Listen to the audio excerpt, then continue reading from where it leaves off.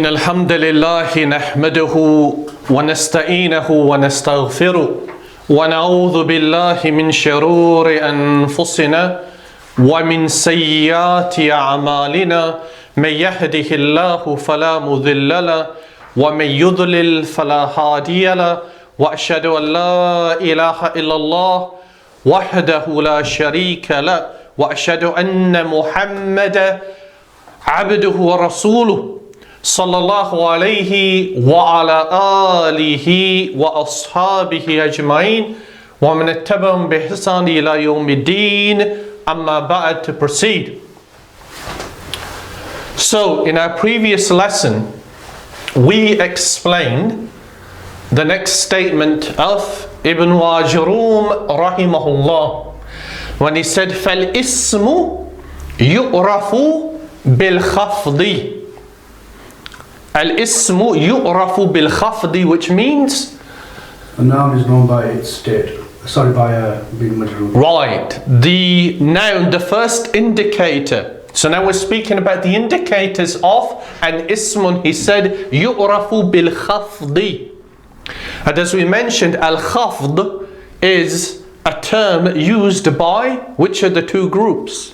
Ahlu al-Kufa, as opposed to Ahlul Basra, who use the term al-Jarr, right? So it's not a reason, inshallah ta'ala, to be concerned, just the term used by Ahlul Kufa.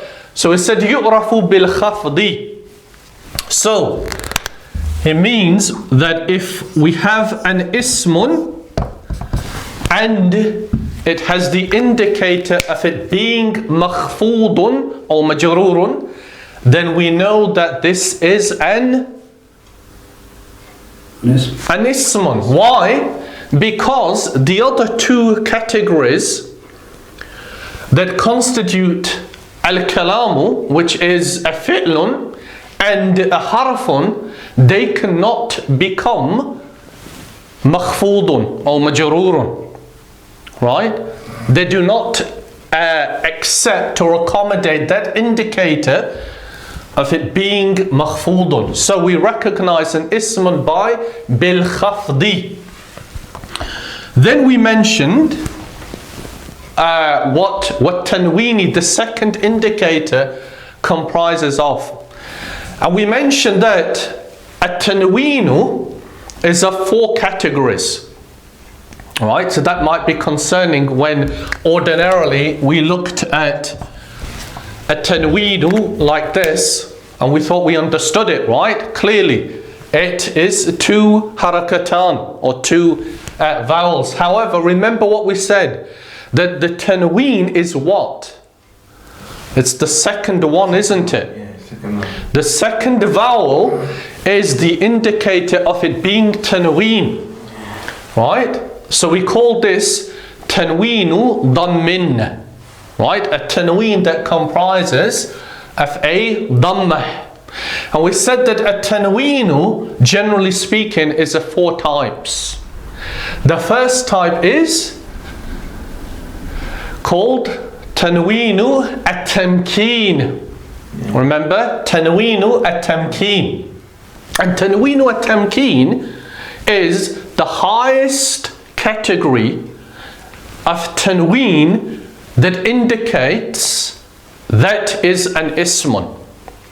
Right? So remember, we said that even amongst al-asma'u nouns, the grammarians differentiated between their level of what we call al-ismiyyah, meaning the amount that word represents an ism.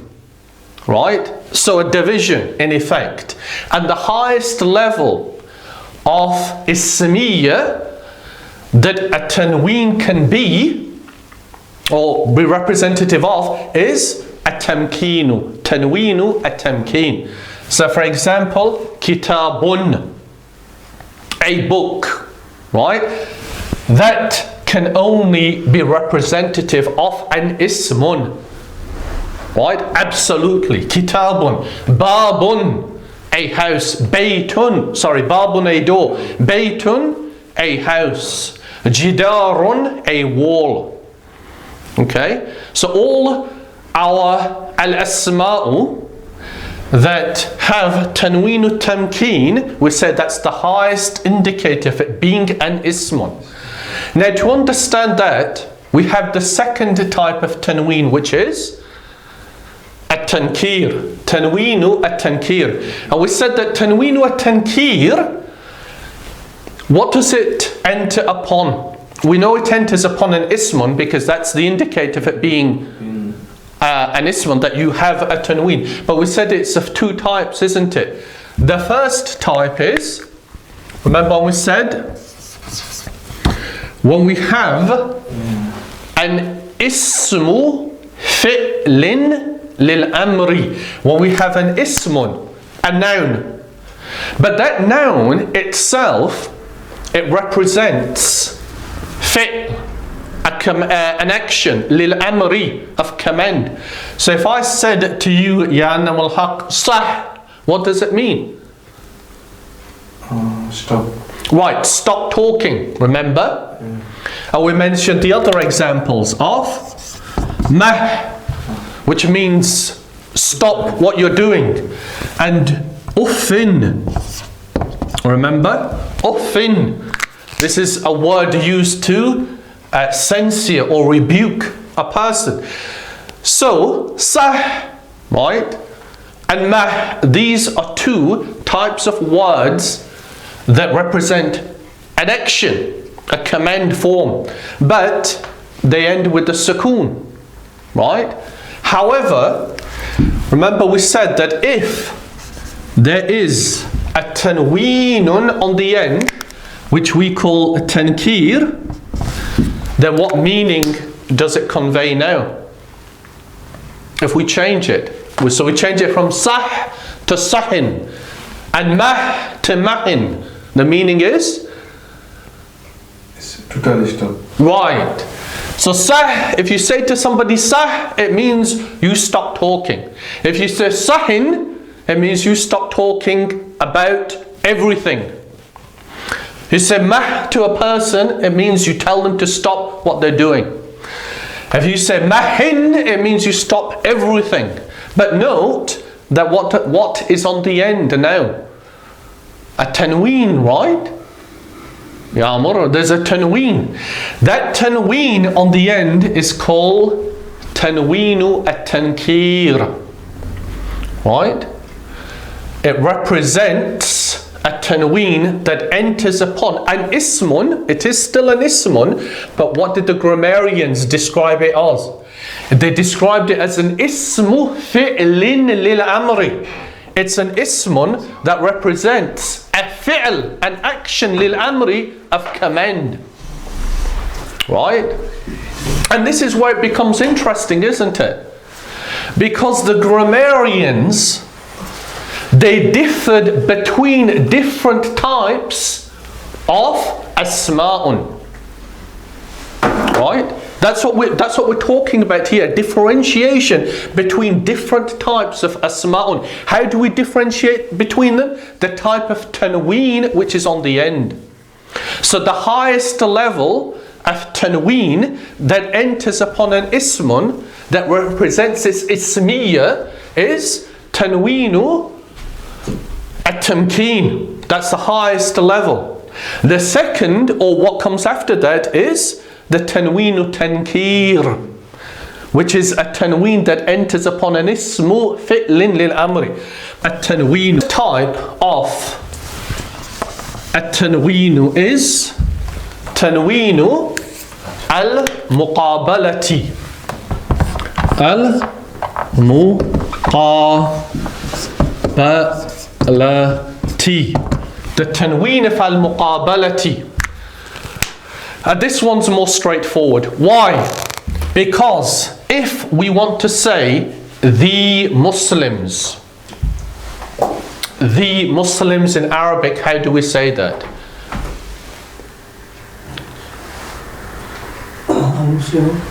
Al-Muslimun. Al-Muslimuna.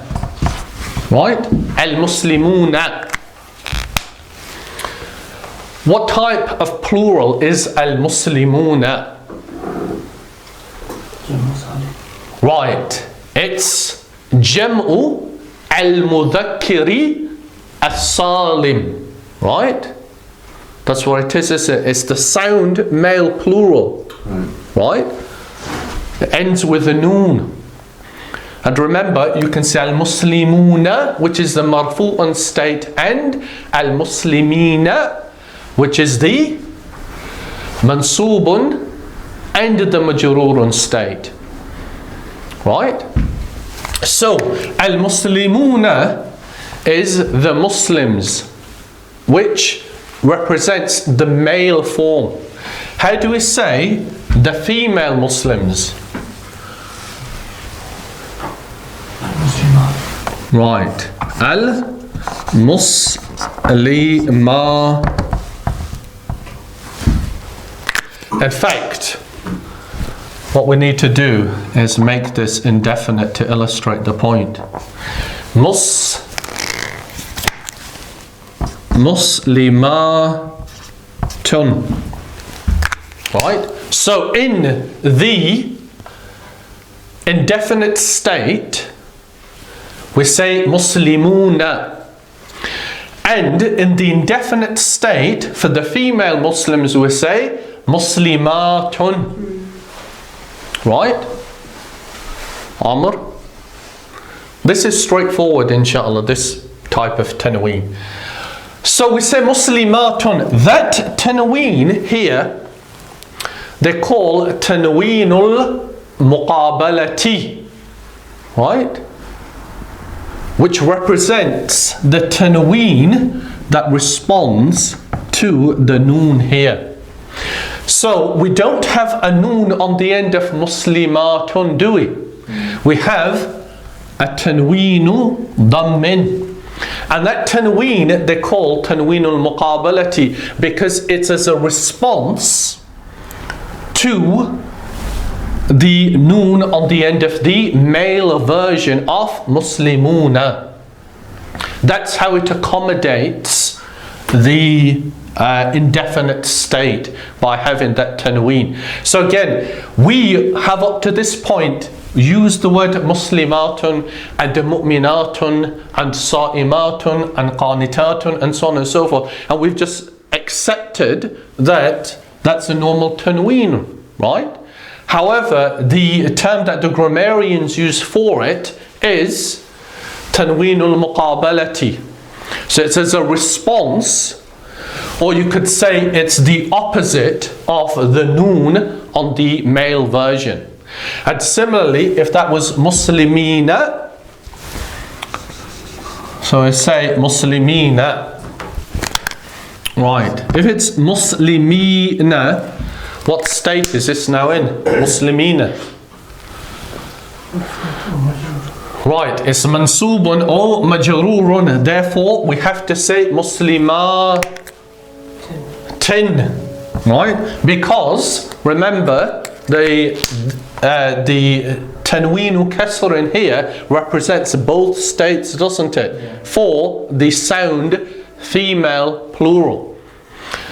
So again, that tanween is given that name al-muqabala, right? It's as a response, or it's the opposite of the noon on the male form, right? The fourth version of at-tanween, the fourth and the final version, even though there are others, but those are for a different course, is al-iwadu. Al-iwadu. Or if you say tanweenul iwadi, then it's going to be al-iwadi, but we'll call it al-iwadu. Al-iwadu means a substitute. The tanween that represents a substitute. What does that mean?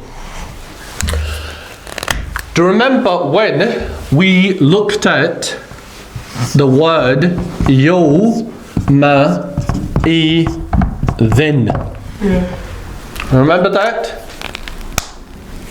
And we looked at hina-idhin. Remember?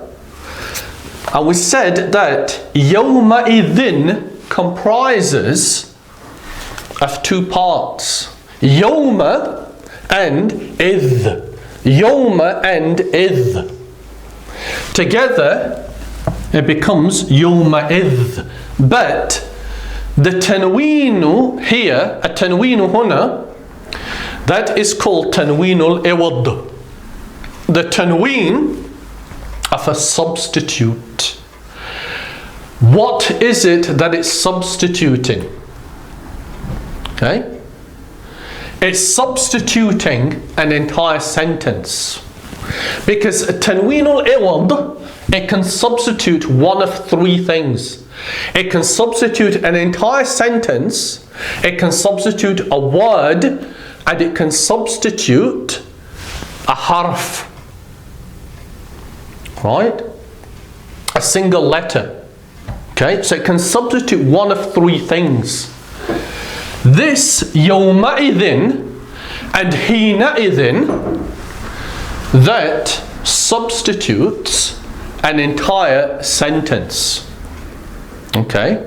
So to illustrate by way of example so you understand, the ayah in Surah Ar-Rahman where Allah Azza wa Jalla said, فَإِذَا انشَقَّتِ السَّمَاءُ فَكَانَتْ وَرْدَةً كَالدِّهَانِ. Right? So, فَإِذَا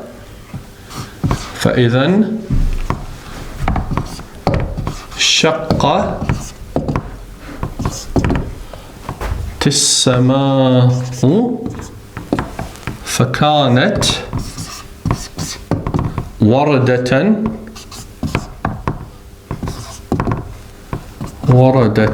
كالدهان.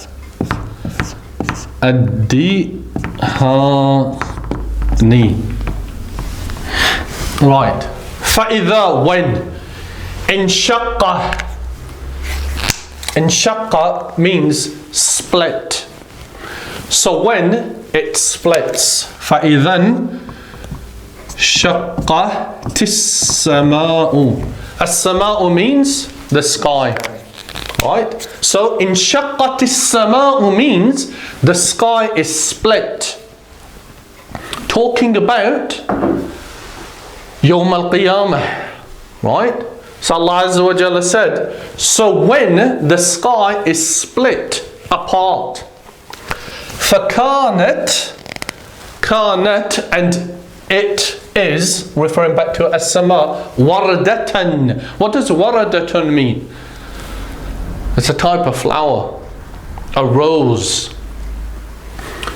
So it's a rose color, كَالدِّهَانِ, like ad-dihan means oil, right? So Allah Azza wa Jalla mentioned the state of the sky on Yawm al-Qiyamah, that it will be split apart, فَكَانَتْ وَرْدَةً, and it will be like rose color oil. Okay? Then the next ayah, فَبِأَيِّ آلَاءِ رَبِّكُمَا تُكَذِّبُونَ. Then Allah Azza wa Jalla mentioned, فَيَوْمَئِذٍ لَا يُسْأَلُ عن ذنبه إنس ولا جان. فيومئذ لا يسأل عن ذنبه إنس ولا جان. Then on that day, no ins, no human being or jinn will be asked about his sin.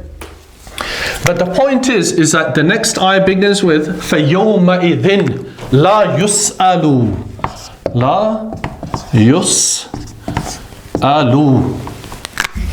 Right? فَيَوْمَئِذٍ. So, we said that, remember, the tanweenu al-iwad, what does it represent? It can replace a sentence, word or letter. Right, it can replace the sentence, a single word or a letter. Here, what does the tanweenu al-iwad replace? The day of Yawm al-Qiyamah. It replaces this entire ayah. So in effect, what Allah Azza wa Jalla is saying, after mentioning إِذَا انشَقَّتِ السَّمَاءُ, when the sky is split apart and it's rose color like oil, then Allah Azza wa Jalla said, فِي يَوْمَئِذٍ, and then on that day, meaning on that day when the earth is, when the sky is split apart, so it's like rose color like oil, لَا يُسْأَلُ عَنْ ذَنْبِهِ إِنسٌ وَلَا جَانٌ, no ins or jan, right, no ins or jinn will be questioned about his sin. Right? So the Tanween al-Iwad here, it represents the entire ayah, talking about the state of that day. Okay? Similarly, in Surah Al-Waqi'ah, Allah Azza wa Jalla said that فَلَوْلَا إِذَا بَلَغَتِ الْحُلْقُومِ فَلَوْلَا إِذَا بَلَغَتِ الْحُلْقُومِ. إِذَا بَلَغَتِ الْحُلْقُومِ means when the soul reaches the throat, meaning at the point of death. Right? When the soul reaches the throat, فَأَنْتُمْ حِينَئِذٍ تَنْظُرُونَ. فَأَنْتُمْ حِينَئِذٍ تَنْظُرُونَ. Right, what does this mean? This is easier. تَنْظُرُونَ. فَأَنْتُمْ حِينَئِذٍ تَنْظُرُونَ. Antum means you, plural male. حِينَئِذٍ, at that time, تَنْظُرُونَ. What does تَنْظُرُونَ mean? تَنْظُرُونَ. You are looking. You, plural male, are looking. Right? You, plural male, are looking. So, we said that hina idhin, the tanween al-iwad on the end represents an entire sentence. So what sentence does hina idhin, or the tanween al-iwad on the end of hina idhin, represent? At the time of death. When the soul reaches. Right, Ya Safaraz, that's correct. So it's like you're saying, فَأَنْتُمْ, so you, okay, at that time when the soul reaches the throat, تَنْظُرُونَ, you will be looking. It relates back to the previous ayah. Right, Ya Amr? That's all we're doing here is using the tanween al-iwad on the end of hina idhin and on this ayah at the end of yawma idhin, and we're relating it back to the state that's been spoken about in the previous ayah. Right? So another example, if you said for hadara ad-darsu Muhammadun wa Ahmadu. Okay, hadara ad-darsa Muhammadun wa Ahmadu. Okay, Muhammad and Ahmed attended the lesson. Right? Then you could say فَيَوْمَئِذٍ فَهِمُوا الدَّرْسَ فَيَوْمَئِذٍ فَهِمُوا الدَّرْسَ. Then on that day they understood the lesson. So the yawma idhin, the tanween al-iwad, represents when they attended the lesson. That's all we're doing here. Substituting the tanween al-iwad for an entire sentence. And the clue to tell you what the entire sentence is what comes before it. So in effect you're not repeating yourself. Right? So that is the example where it substitutes the entire sentence. If we just want to substitute a single word, right? We've often seen kullun being used, right? Particularly in Al-Quran. Kullun means every, literally everything, right?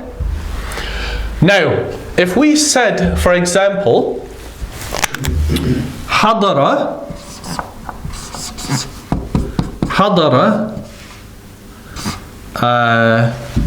we'll use the normal Jumlatul Fi'liyah. We want to say Muhammad and Ahmed and Zayd attended the lesson. Hadara Muhammadun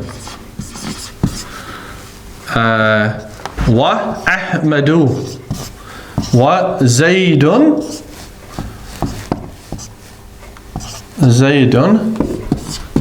ad-darsa. Right? Hadara Muhammadun wa Ahmadu wa Zaydun ad-darsa, which means Muhammad, Ahmad and Zayd attended the class. right. Okay? Then what we want to say is all are from the students. Right? So we would say kullun from the students. Kullun min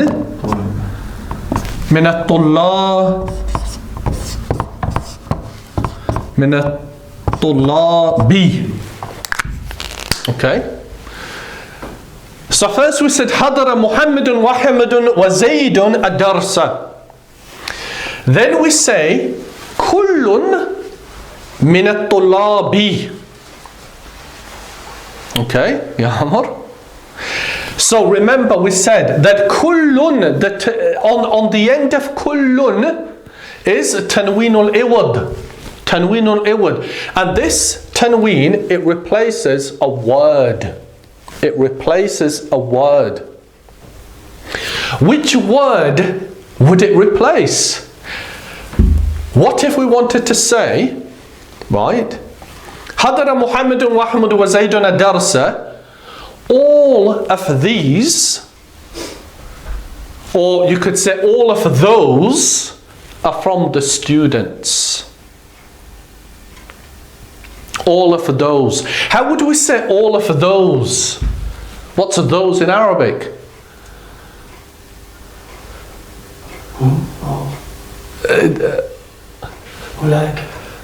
Yeah, you could use hum. If we're going to use hum, how would we say it? Kulluhum. Right? So you could say kulluhum. But in order to say kulluhum, what do we have to drop from the end of kullun? The tanween. Tanween, what type of tanween? The tanweenul iwad. So we can say kulluhum min at-tullabi. Right? Or we could say, if we wanted to use ulaika, you could say kullu ulaika min at-tullabi. All of those are from at-tullabi, the students. But the point is that additional word that we've introduced now represents the tanweenul iwad that was before on the end of kullun. Right? That's all. The more examples you see of this, particularly in Al-Quran, then it will become clear to you. Right? So you'll often see, for example, like the ayah in Surah Al-A'raf, where Allah Azza wa Jalla mentions a group of the prophets. He then mentions kullun min as-salihin. So it's mentioned a group of prophets, then he says kullun min as-salihin, rather than saying kulluhum min as-salihin. All of them are from the righteous. Right? Or kullun faddalnahum. All of them we preferred. Right? So rather than repeating a word to refer back to who you're talking about, you just use tanweenul iwad. Right? And then the final example of tanweenul iwad, we said it can enter or represent what? A harfun. Okay? For example, the ayah in the beginning of Surah Al-Fajr. Wal Fajri, what did Allah Azza wa Jalla say? Wal Fajri wa Layalin Ashrin. Wal Fajri wa Layalin Ashrin. That word layalin, okay, like ghawashin and jawarin, ordinarily it would be layali. There'd be a ya on the end. Okay? There are certain words that in their original form there was a ya on the end. Okay? Just like, remember, even a normal tanween. I mentioned this in our previous lesson. A normal tanween is what, in effect? Kitabun. Kitabun. What is a normal tanween? Noon. It's a noon az-za'ida. Remember, it's the additional noon. Originally, when Arabic was first written, that is how they wrote the word kitabun. Can you see that, Ya Shabazul? It's not like how we write it today, is it? There's an additional noon, remember. That noon is what represents the tanween. That's true. Yeah. But now, it's all been replaced. With what? With an additional dhamma. And remember, we said the additional dhamma is what is the actual tanween. It's not both of them. It's the second one. Similarly, there are certain words which ordinarily had a ya on the end. Okay, like layali, nights. This ayah at the beginning of Surah Al-Fajr, it's talking about Wal Fajri, obviously the time of Al-Fajr, and Layalin Ashrin, the first 10 days of Dhul Hijjah. Right? So, Layalin, that would ordinarily be Layali. We drop the ya, and we, in its place, Al-Iwad, the substitute, is the additional kasra that represents the tanween. Okay? So, traditionally, in the explanation of al-Ajrumiyyah, they mentioned these 4 types of at-tanween. Actually, there are about 8. But we're not going to discuss the others because that's for a different course. But inshallah, these 4, they're not that complicated. At-tamkeen, which is the highest level, which is the one that you're most common with. Kitabun, babun, qalamun, and so on and so forth. Then underneath that you have the other 3 types. Tanweenu at-tankir, that goes on the ismun that can represent an action. Right? So in its purest form, it's not an ismun, but it is an ismun. It's just not the category of kitabun. Then similarly, tanweenu al-muqabalati, which is like the opposition of the noon on the male plural, but for the female it's a tanween. And then the third type is al-iwad, which is a substitute for either a sentence or for a word or for a letter. So can you see why kullun and hina idhin, in terms of its representation of an ismun, is not the same as kitabun? It's not, according to the grammarians, it doesn't have the same level of being an indicator of it being an ismun, because the final vowel or the tanween actually represents something else. Right? So it'd be quite difficult to figure out probably the last one, because you don't know what the other word was. No, it's not. It's very simple because you look at the context. I would never have known that. Nights. Oh, sorry, this one, yeah. Yeah, but there's not many like that. But once you learn what they are, then, I mean, there's only a finite number.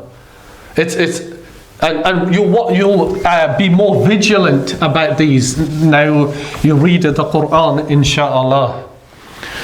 So, دخول الألف واللام, right? That is the third indicator. Al-alifi wal-lami alayhi. According to Ibn al-Ajrumiyyah, the third indicator that an ismun is when you have al entering upon it. Why? Because if we take kitabun can have al entering upon it, can't it? That's how we recognize that it's an ismun. Kataba. Can kataba have alif and lam entering upon it? You can't say al-kataba. Daraba, you can't say al-daraba. Okay?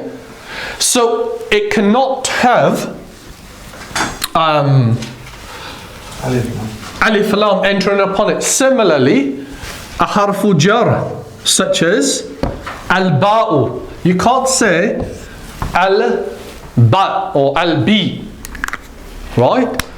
So that indicator, al-alifu wal-lam, is only for an ismun. And just as another point, we remember we said that Ibn al-Ajrumiyyah, rahimahullah, he said, or he followed the school of Ahlul Kufa. So this term, al-alifi wal-lami, is their term for it. Ahlul Basra, they just use al. Right? So the Jamhur, the majority of students of Arabic grammar, they study grammar according to Ahlul Basra. And their term for it is al. So they will say that the indicator for an ismun, or one of the indicators, is that al enters upon it, rather than separating them as individual letters, al-alifu wal-lamu. Right? Because Ibn al-Ajrumiyyah followed Ahlul Kufa. Okay? It just said Ahlul Basra have a different term for it. And that's all it is. So the third, it's not all complicated, is it? Really? Because the third indicator is that an ismun, one of its indicators is al or aliful wal-lamu upon it. That's it. Right? Ya'mur? So, the final indicator is وحروف الخفض. وحروف الخفض. What does حروف الخفض mean? We know them as حروف الجر. Remember that we know them as حروف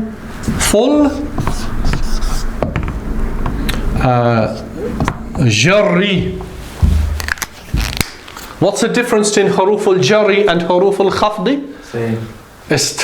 They're the same thing, but so why do we have two different terms? Two names. Two names. Why is there two names? Two different schools. No? Two different schools. حروف الخفض is the school of Al-Kufa, and حروف الجر is the school of Al-Basra. That's all. Right? حروف الجر is what we commonly use them. The term that we commonly use for it. So, Ibn al-Ajrumiyyah, rahimahullah, he mentioned وَحُرُوفُ الْخَفْضِ وَهِيَ.